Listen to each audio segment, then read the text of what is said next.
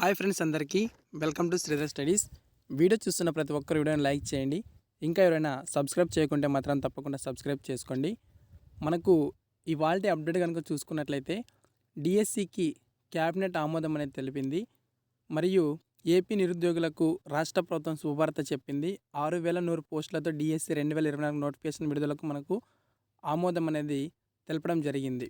ఇక మనకు టెట్ ఉంటుందా, టెట్ కమ్ టీఆర్టీ ఉంటుందా అనేది మనకు క్వశ్చన్ మార్క్. అదేవిధంగా మనకి ఇంతకుముందు టెట్ రాయని వాళ్ళ ఎలిజిబిలిటీ ఉందా లేదా అనేది కూడా ఉంటుంది. సో ఇక్కడ మనకు చూసుకుంటే టెట్ కమ్ టీఆర్టీ కనుక వదిలితే టెట్ ఇంతకుముందు రాయని వారు కూడా రాయడానికి ఎలిజిబిలిటీ అవుతారు. డిఎస్సి వదిలితే కనుక రాయడానికి ఎలిజిబిలిటీ ఉండదు. సో దాదాపుగా మనకు టెట్ కమ్ టీఆర్టీ వదిలే అవకాశాలే కనిపిస్తున్నాయి.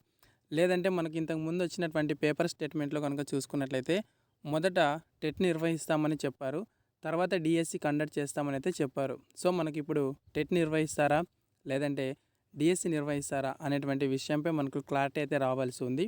కాబట్టి మనకు ప్రస్తుతానికి డిఎస్సి నోటిఫికేషన్కి సంబంధించి కేంద్రం మా క్యాబినెట్ అనేది మనకు ఆమోదం తెలిపింది. కాబట్టి మనకు అకాడమీ పుస్తకాలు ఏవైతే ఉంటాయో వాటిని మరియు డిఎల్ఈడికి సంబంధించి 2 సెమిస్టర్ పుస్తకాలు ఉంటాయి కదా, సో వాటన్నింటినీ కూడా కలిపి చదువుకోండి.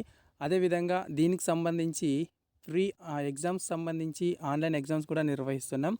కాబట్టి ఎవరైనా ఆసక్తి ఉంటే కనుక కింద డిస్క్రిప్షన్లో నంబర్ ఉంటుంది.